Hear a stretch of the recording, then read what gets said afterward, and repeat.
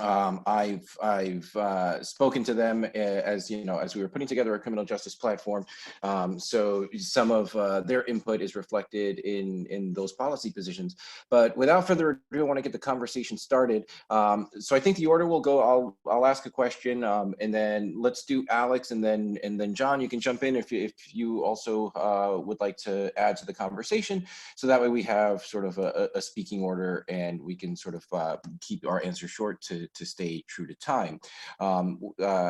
So the first question that I want to ask, it seems almost like a basic question, but with all of the stuff going around COVID, I think it gets sort of lost in the shuffle, and it's a very basic one, which is, why are prisons and jails especially dangerous for folks that are in them during the coronavirus pandemic? Well, Mel, thanks for having me on and for engaging a set of really important questions that I think need to shape both local and national policy. And one of the things I appreciate is using the campaign as an opportunity to have these kinds of conversations with people to try to move the needle on some of these important issues. So I think that it's pretty clear to a lot of folks why having large numbers of people incarcerated is a bad idea. Basically, social distancing is impossible.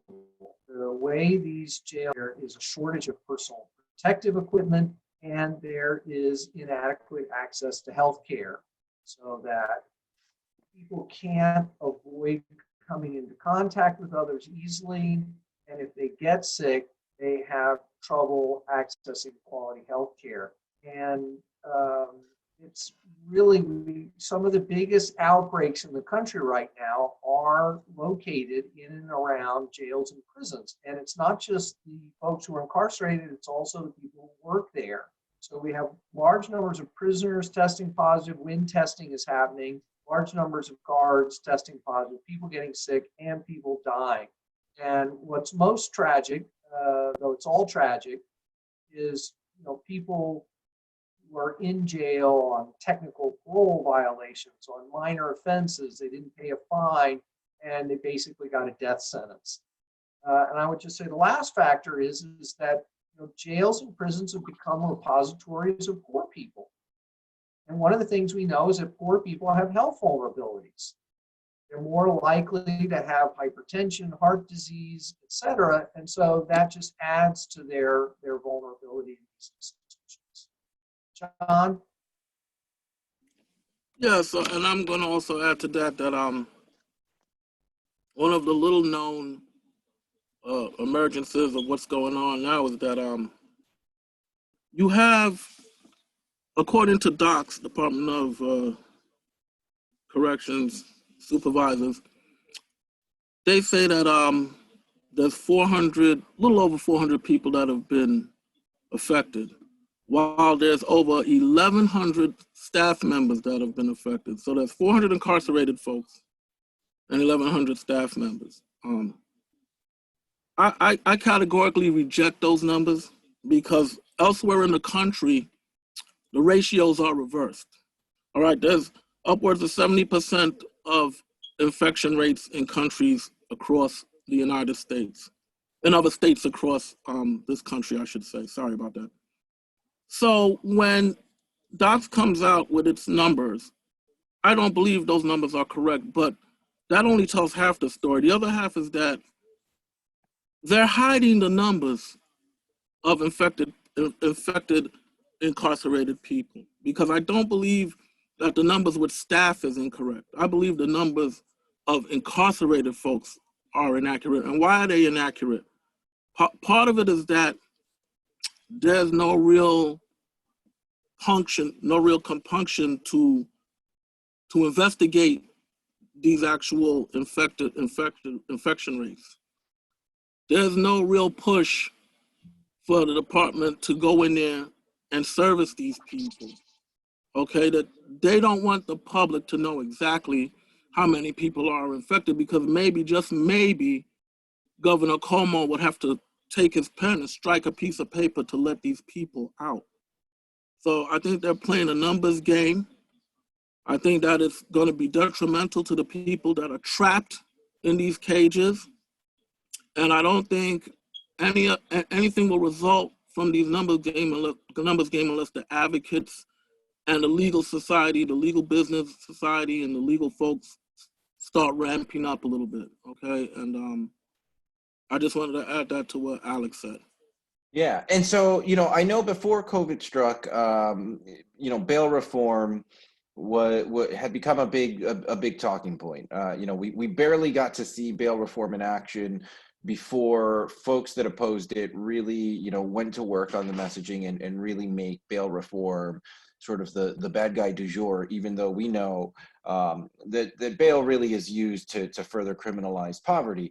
Now, you know, we know we've seen some pushback in that area, and so what has like bail reform and discovery impacted like do you think it has impacted the state's response to COVID, and where has it fallen short, right? Like how the state sort of reacted to that, and then all of a sudden, you know, here we have COVID strikes and we have folks on the inside that now are you know, being sort of essentially held indefinitely unless they can post.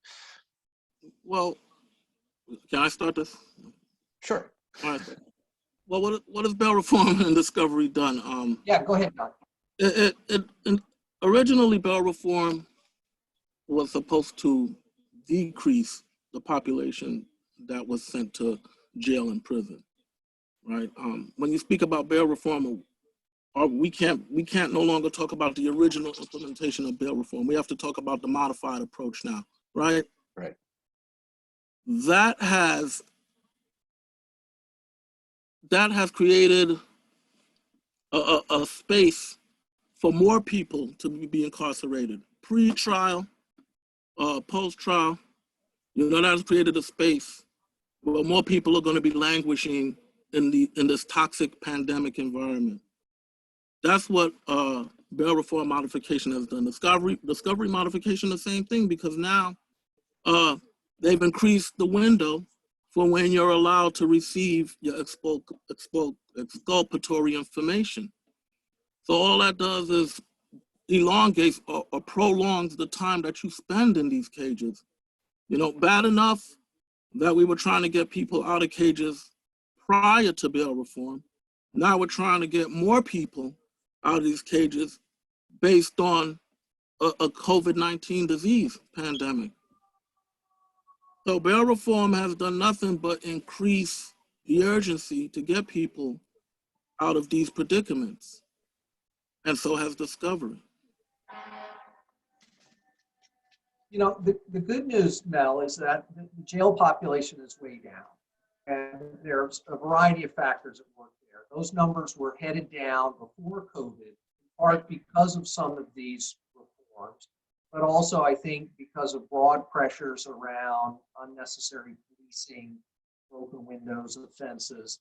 And I think one of the things that the passage of bail reform and discovery reform indicates is that there is growing popular support for reducing our reliance on jails and prisons and policing to solve our problems. And people want to see more reform.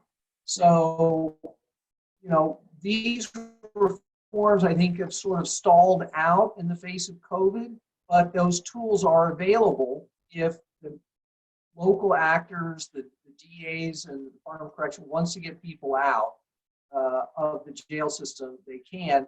And I'll just echo something that John mentioned, which is that the governor has done almost nothing. The governor could single-handedly dramatically reduce the state prison population. And he was terrible about that before COVID. Almost no commutations coming from him, and he's done nothing about it during COVID. He's dodged the question during these press briefings, talks about how we're going to do everything we can to save every life, yet some of the most at-risk people are state prisoners for whom he's done almost nothing. Yeah, and let me add, with a population sitting behind bars of roughly over 50,000, to only release approximately 160 prisoners, excuse me, 160 incarcerated folks. That's a drop. That's not even a drop in the bucket, you know? And what are you doing besides airing marathon daily press conferences? I don't see anything else that you're doing. The economy's shut down. Albany's closed. You know, so if you're gonna spend time talking about your vice presidential run or your Andrew for President 2024, you know, activities, you know, spend a little time reviewing what needs to be reviewed as far as incarcerated people are concerned. You know, people are done. You know, he can wax all empathetic about his brother Chris Cuomo catching COVID and his privileged wife catching COVID, not his wife, but his brother's privileged wife. But at the end of the day, these people have access to quite literally the best health care in the system if they want. The best, they got money to access the best quality health care in this country has to offer.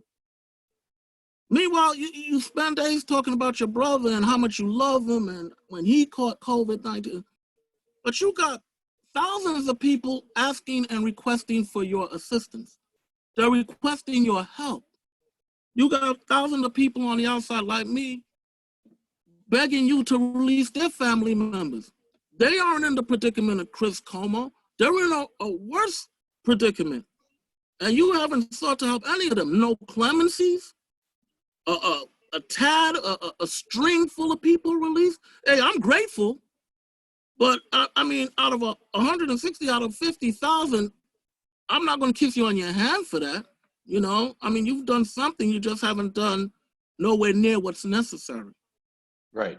And sort of to piggyback off of that, and first of all, I want to thank you for bringing that up, because I think that especially when we're talking about incarcerated people, you know, the outside world likes to shut it off, and they forget the people part, that, you know, that we have living, breathing human beings that, you know, whatever situation sort of promulgated that landed them in the situation that they're in, you know, this is not part of their sentence, and some haven't even been tried yet that are still you know, in these incredibly dangerous situations.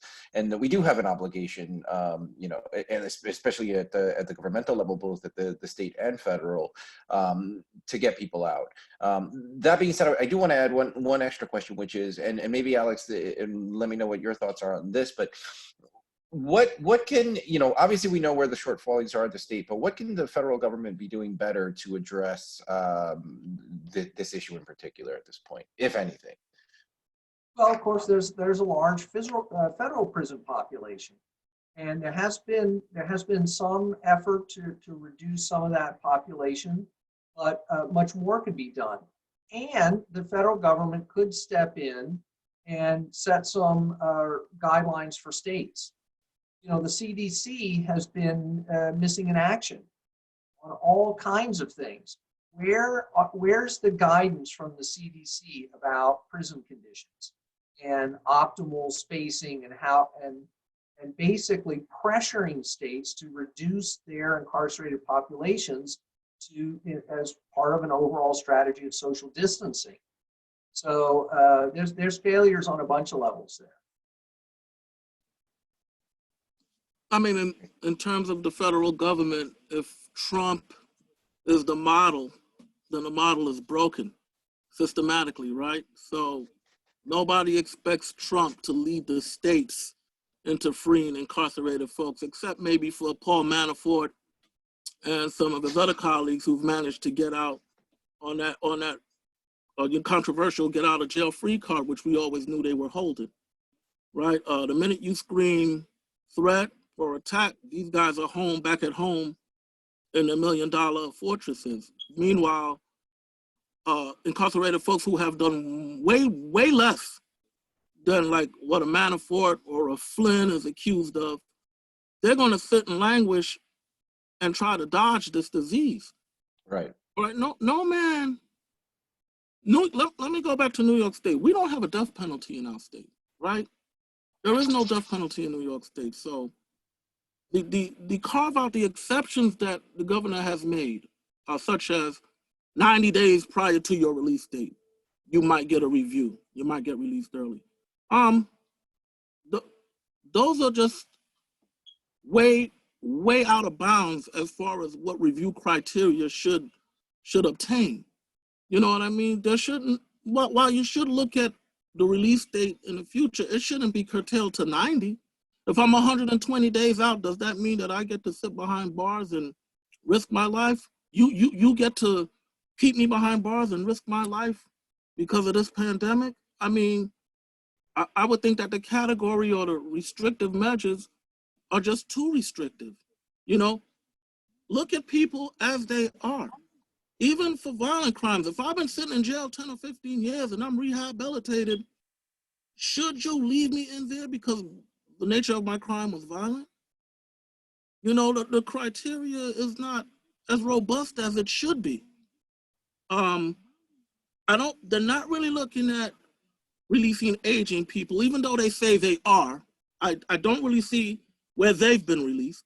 Right. I don't see where the vulnerable or the frail have been released. I don't see where pregnant women have been released. You know, I don't see the criteria, even their own criteria. I don't see the results of the product of it. Right. Well, you know, along those lines, you know, I want to sort of jump to that point, which is the response. Those of us with social media, you know, have sort of seen the disparity in the NYPD's response to folks that have been violating social distancing, for instance, right? What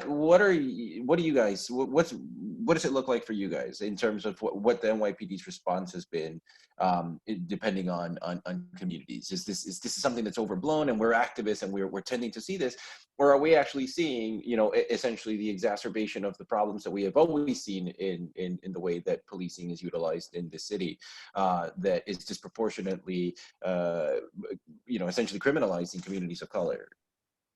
I'll let you start, Alex, and if I start, Yeah. You don't want to judge all policing by one or two videos. And you've got the mayor, but on the other hand, you've got the mayor saying, "Oh, but really, everything is fine. These are just outliers." But then when we look at the arrest numbers, the enforcement numbers, overwhelmingly, Black and brown folks getting arrested for whatever these social distancing violations are. And this is to be expected.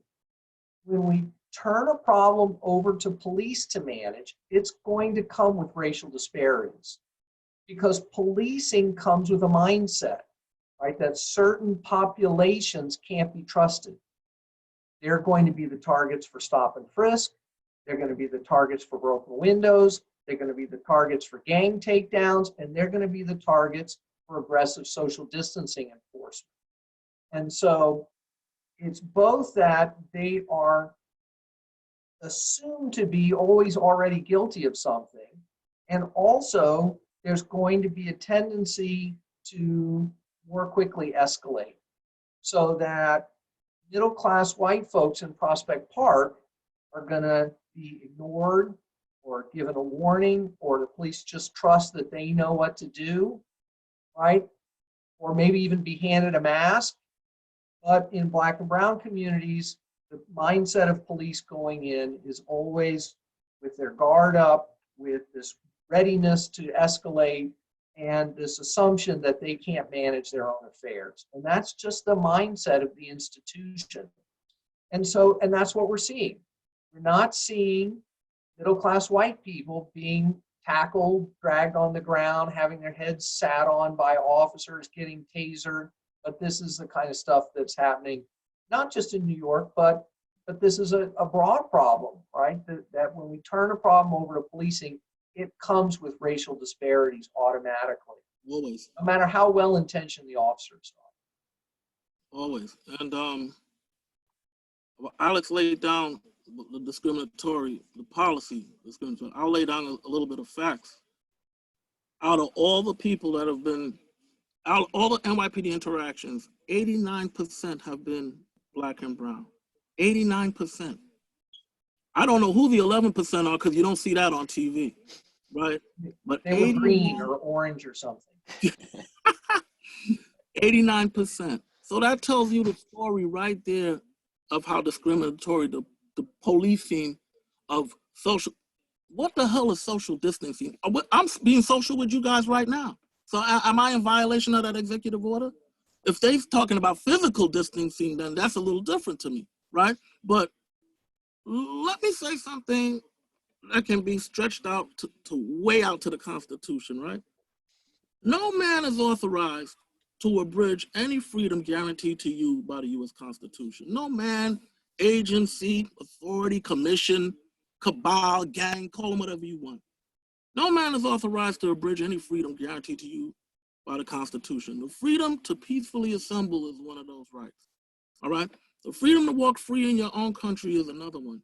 So Black and brown people being interfered with while walking, tackled, like Alex said, you know, being challenged to a street fight by an undercover cop, if you haven't seen the YouTube video in the same instance, you know, there's a reason why middle class and white upper class people are not being interfered with, because they got the money to bring these cases to court, and most of the times, in my humble opinion, it's gonna get thrown out anyway, you know?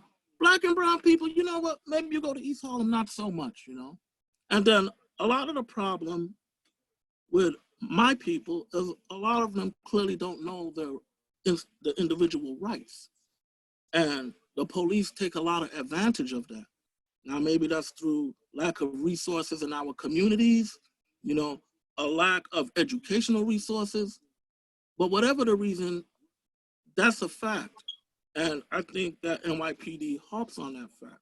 Right. And when they get called out for that fact, I'm sorry, Mel, were you gonna say something? Oh, it's okay. No, go on, finish. When they get called out on that fact, what they do, like Dermot Shea, the commissioner did today, was interject other policies or angles of racism. He says today that, well, NYPD might be a little racist, but so is the rest of the country. What the hell does that mean?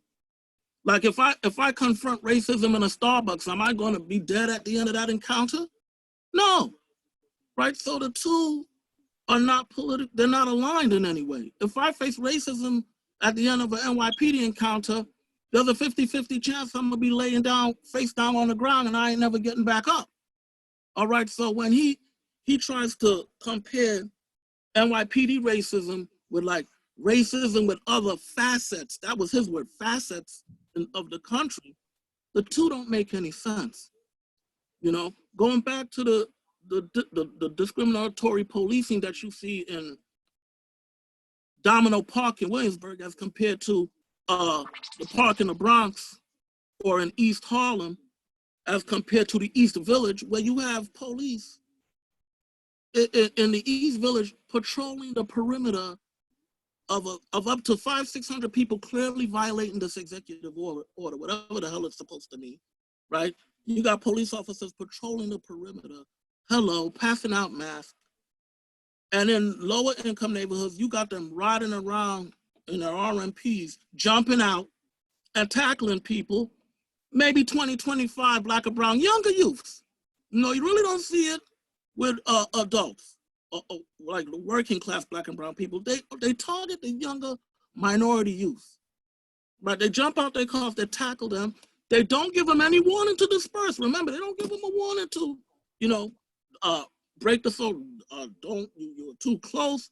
Remember the social distance. They just run out and start attacking these guys, right? And what they do is they violate the Fourth Amendment as well, because while it should only be a summonsable offense, what do? They put them up against the wall, they search them, they want ID.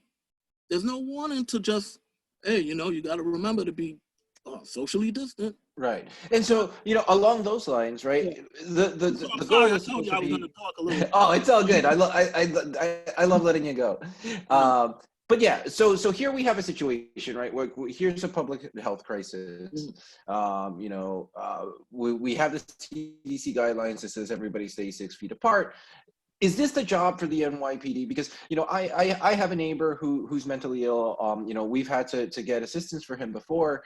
And when you call 911, you know, they're not sending mental health experts, they're sending a unit up with riot gear. And so that leads me to my next question, which is, should we, first of all, move away from crisis response, like, going to policing as our first answer to that?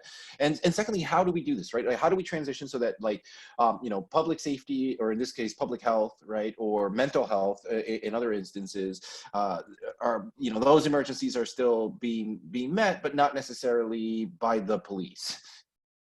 Yeah, well, you can see that the mayor is feeling this pressure a little bit.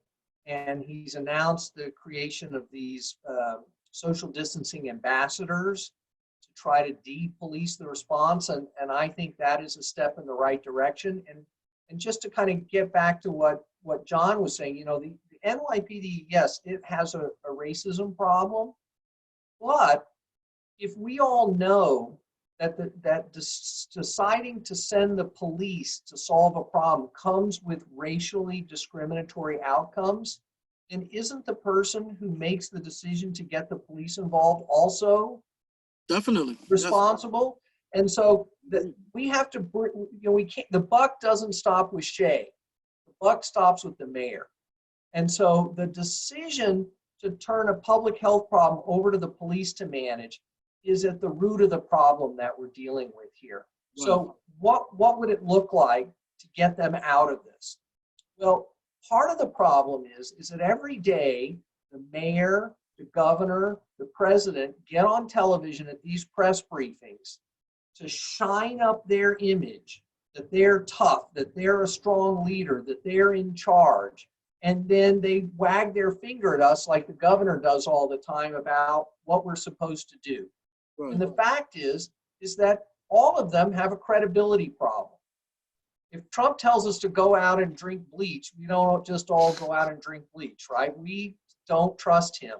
And the fact is that there are people who don't trust and don't listen to the mayor and the governor.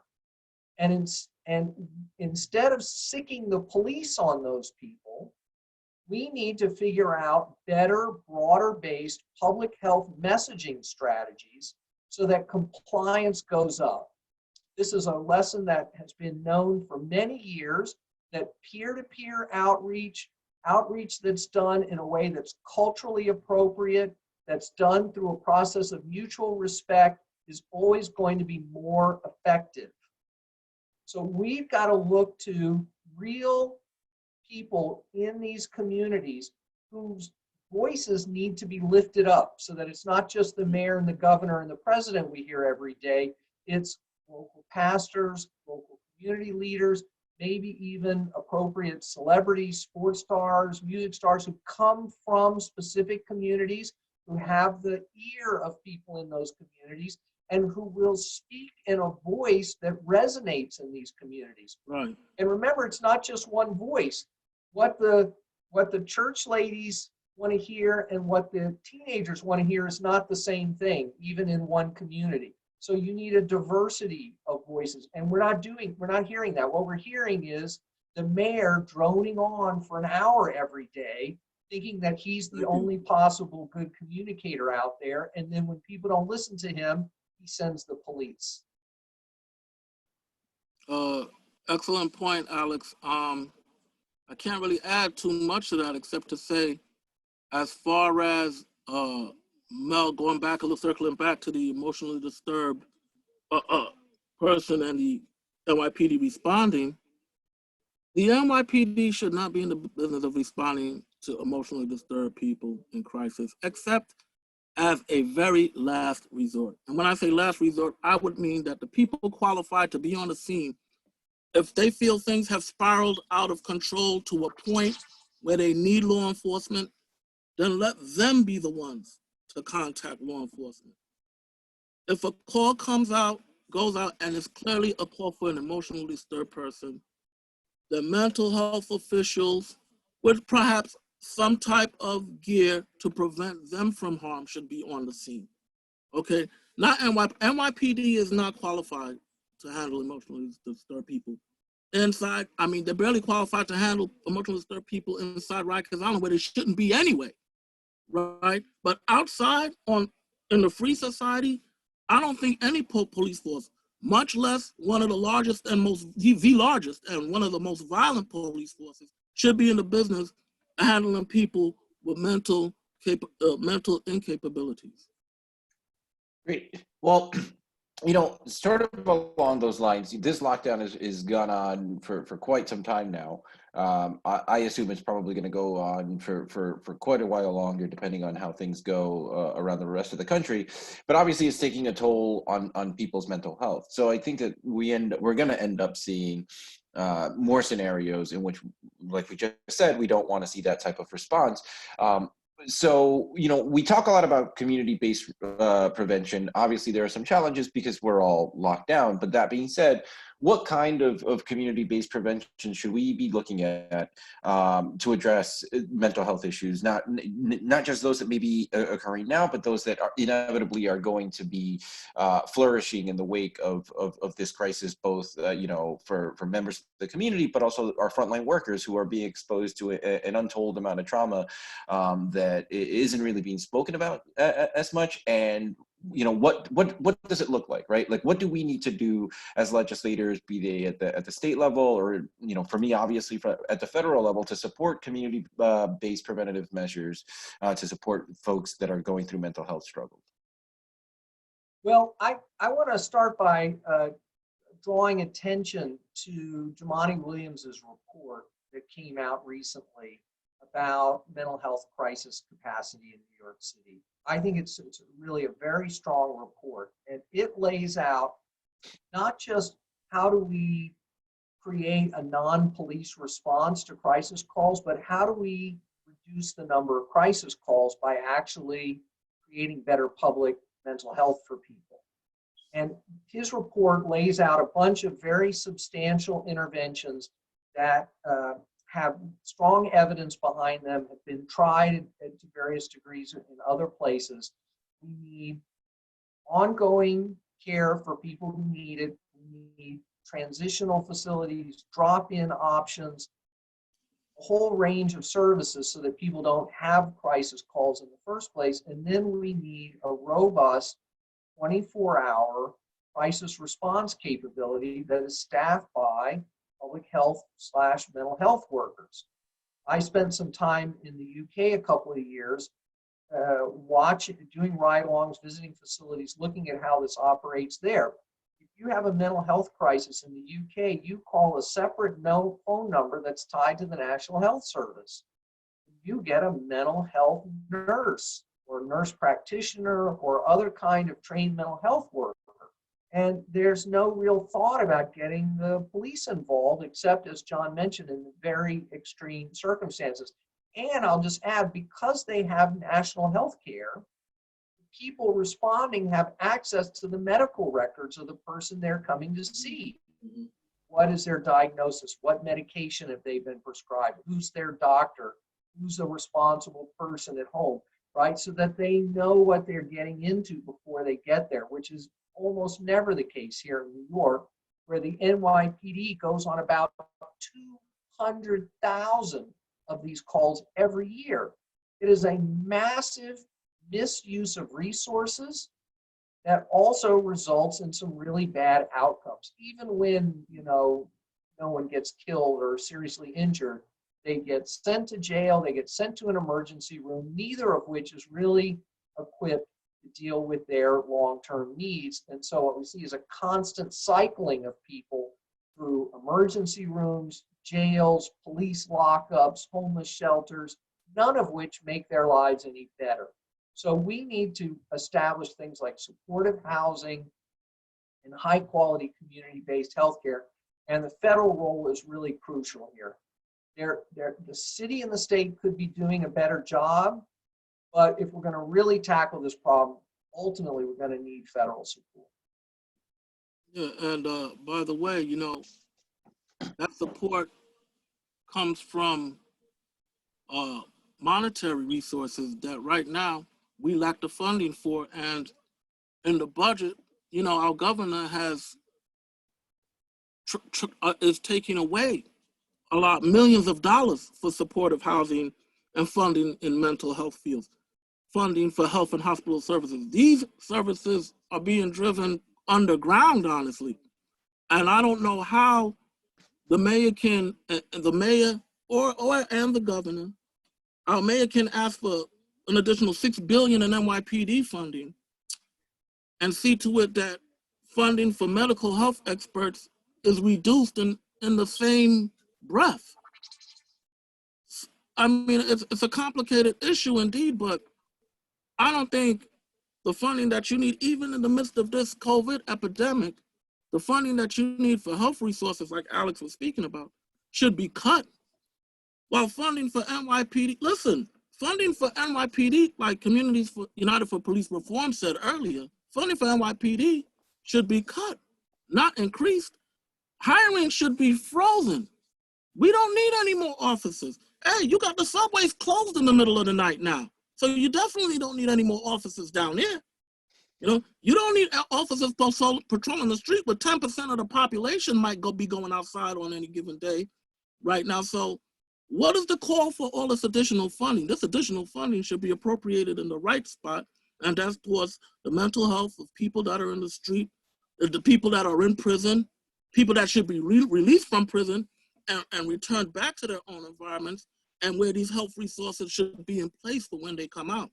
Far as emotionally disturbed person being called, listen, if I call 911, operators should be trained for certain trigger words: mental health, having a seizure, having a bout of fitness, depression. Those words should trigger a further response to a qualified and accredited mental health response team, right? Not 2-year rookies flying down the street, down the middle of Broadway, because they heard some guys walking around with a broomstick talking about he's going to kill every African. I mean, that's not the appropriate response. So I don't know what it's going to take for everything to shift over to where we need it to be for emotionally disturbed people and just the low income, marginalized and Black and brown people, but we need a major shift and we need it now. You know, let me just say, John, I'm surprisingly optimistic about making progress on this. You mentioned Communities United for Police Reform, but also all the groups associated with the Close Rikers movement, Just Leadership USA, et cetera, the Police Reform Organizing Project, a whole list of groups now has all circled around this idea that police reform is not going to be about body cams or upping the CCRB. It's about reducing the head count and shifting those resources into real community needs. And I think that's the only way we're going to make progress. Yes, and community needs definitely starts with affordable housing, right? They've reduced money to construct affordable housing. I'm not sure how many of you know that. That's on the chopping block. And it also consists of mental health resources. Let's not kid each other. For sustainability to be achieved in marginalized neighborhoods like mine, you need to have community mental health resources in place to help people that are coming home or re-entering our society. Yeah, for sure. And like the one thing I hope that people take away or maybe learn throughout this situation that we're experiencing is that, and I think for folks like us, we've been aware of this for some time, but how interlinked everything is, right? Because we're talking about criminal justice reform tonight, but some of the things that we're talking about, we really can't do without a Medicare for all, right? We can't do without justice in the housing space, and all of these quote unquote problems, or these they're a matter of neglect that our policymakers have chosen to look the other way and are making policy decisions that seem to be backwards to what is common sense. I mean, to have, Cuomo cutting funding to hospitals in the middle of the pandemic, to me is absurd.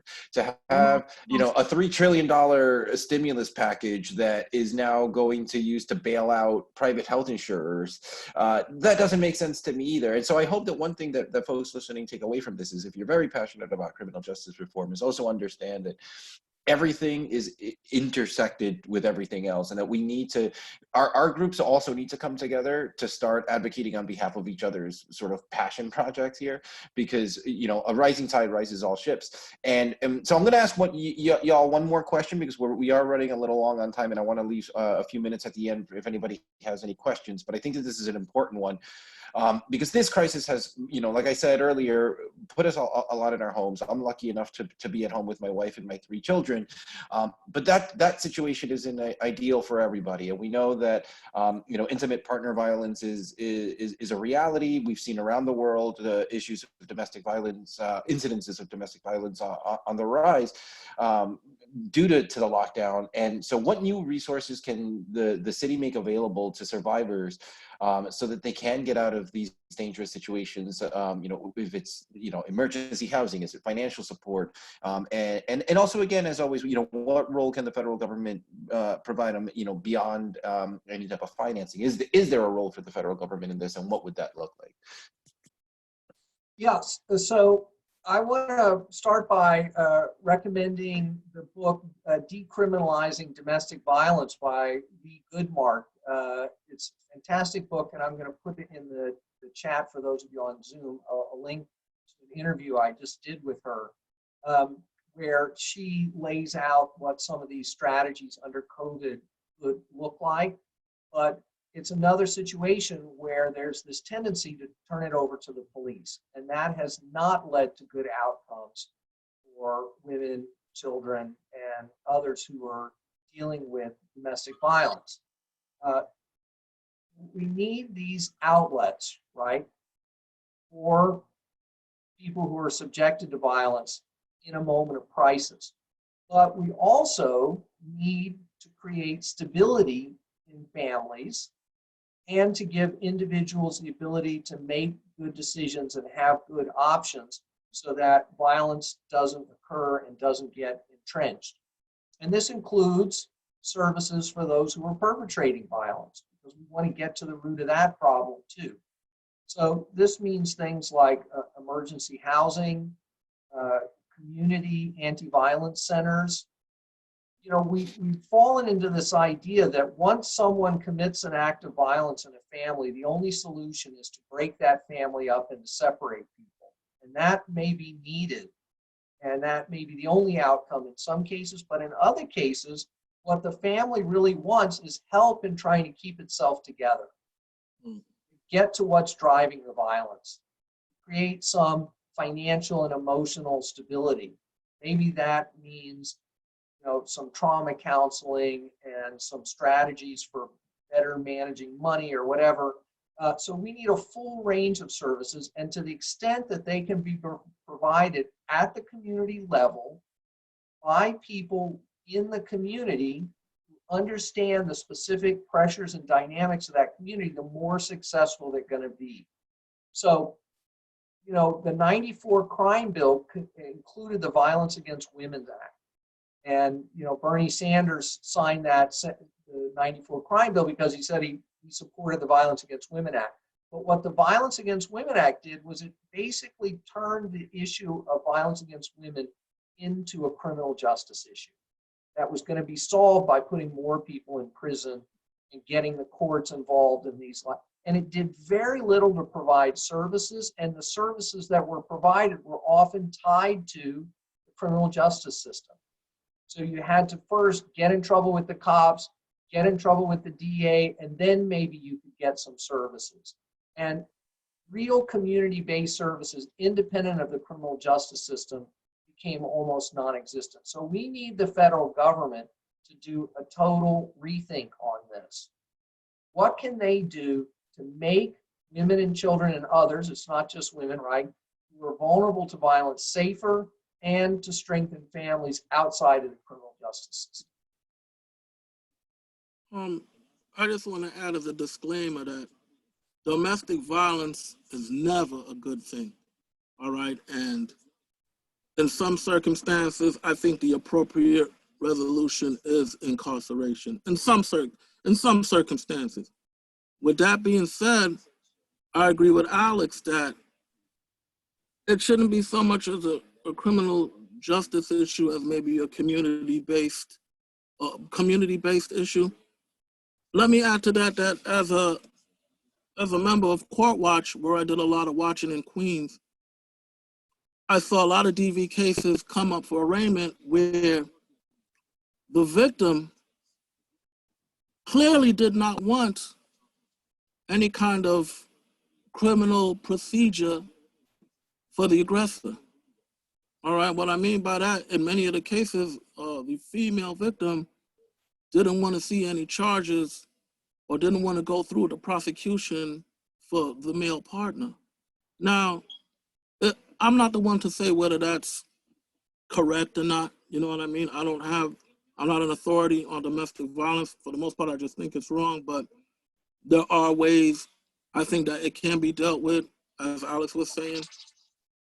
And I think that some of those ways are, like you said, community oriented. I mean, it goes back to what I said about having certain safety nets in place, you know?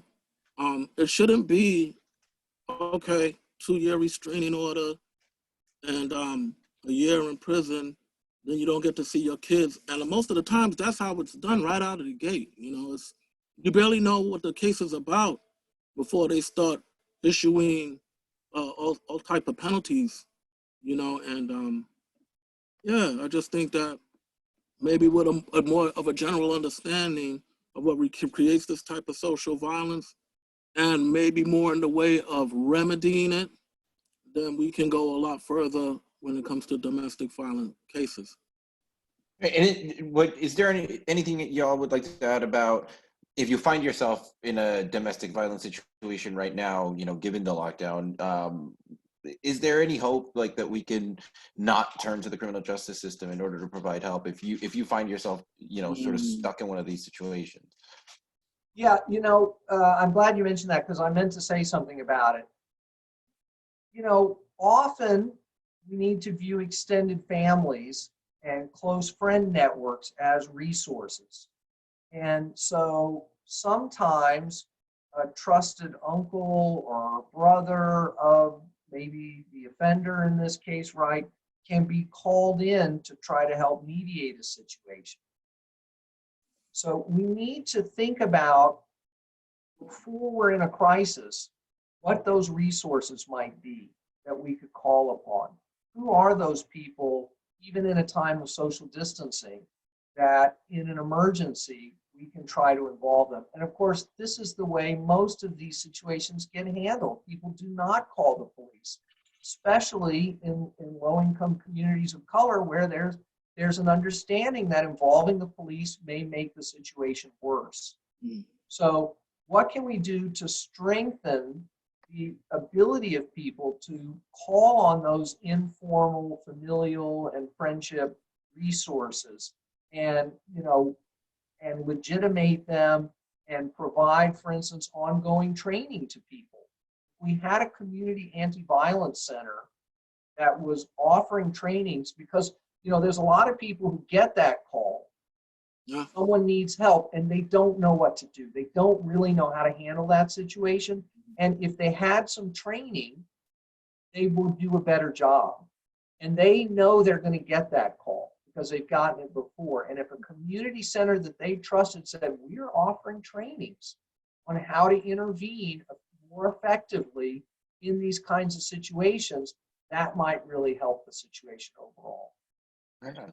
All right, cool. Well, so we have a few minutes left, so I wanted to just turn it over to anybody who has any questions. If you have questions on Facebook, just drop it in. Someone will message them to me. I'm just going to look at the Q&A real quick. Let me actually start with David's question. Before COVID, the physical presence of organizing and rallying was a really powerful tool for orgs like Vocal New York. How can people get involved now? Speaking of a civil rights union leader with Vocal New York, we have had demonstrations, events outside of prisons that have garnered some serious media attention.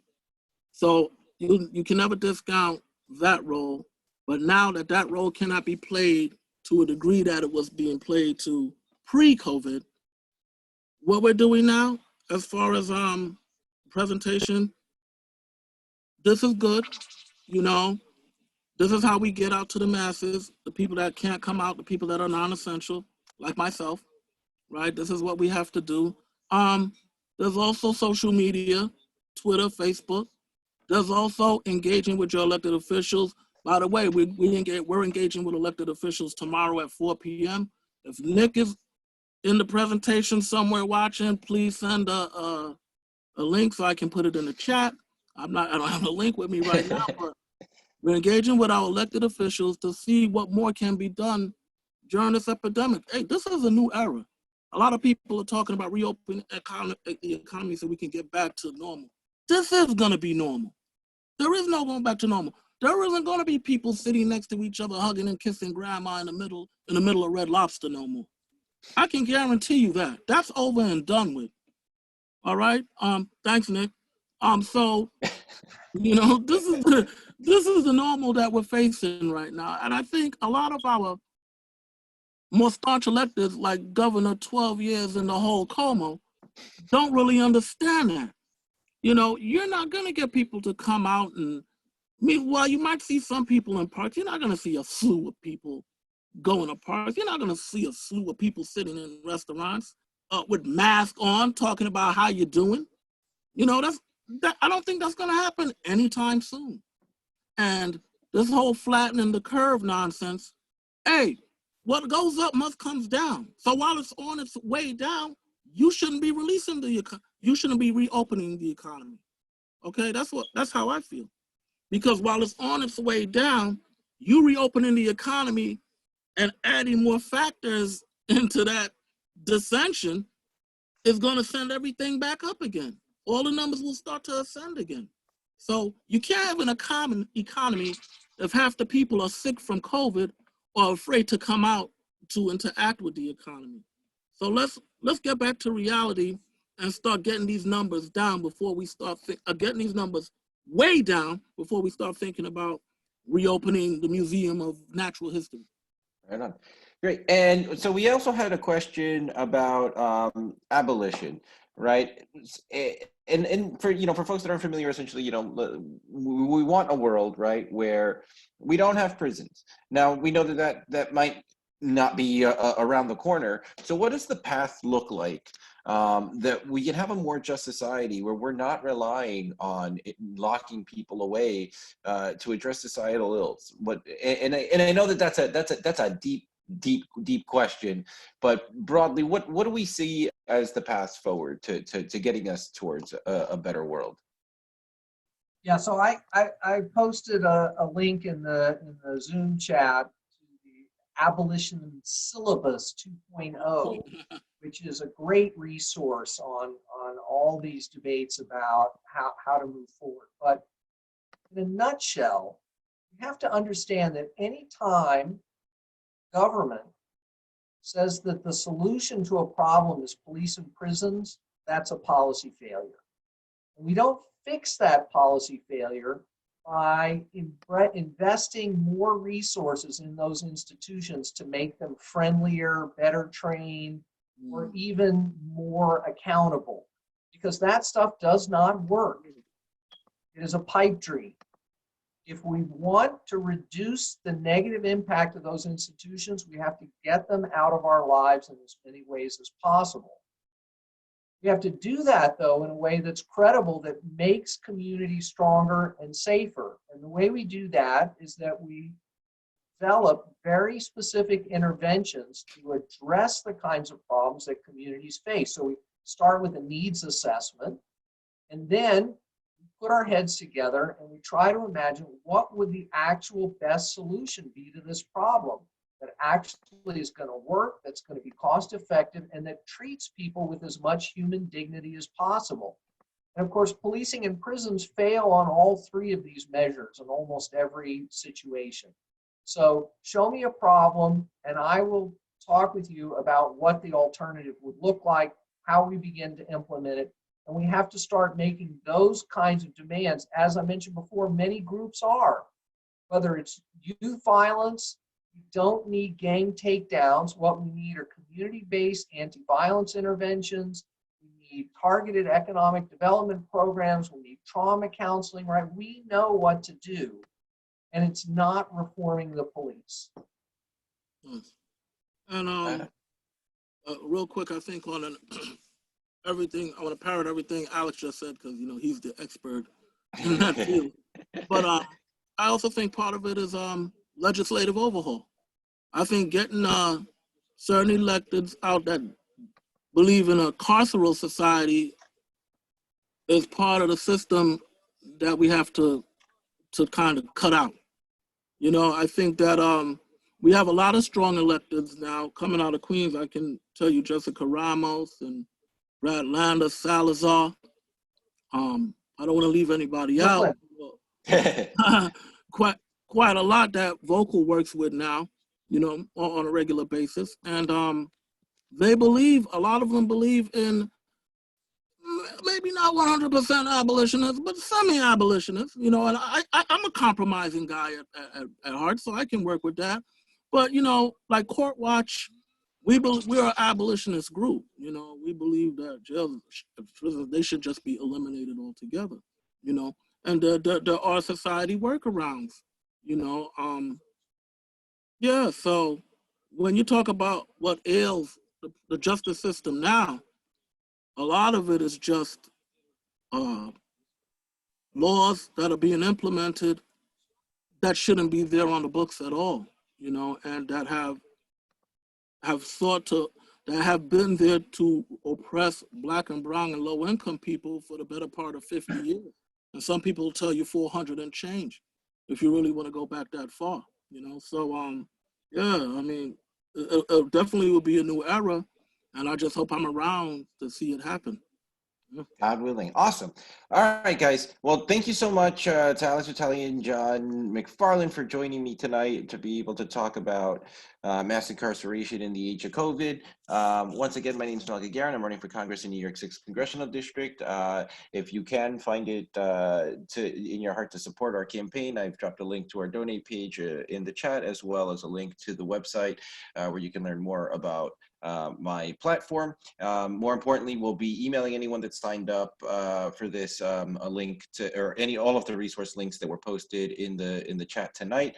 And if you have any follow-up questions, by all means, feel free to email myself or the campaign, and we will pass along the answers to you. Hope everybody stays safe and healthy, and thank you again so much for attending. And thanks again, Alex and John. Good night, everybody. Have a good night. Thanks, Al. Peace.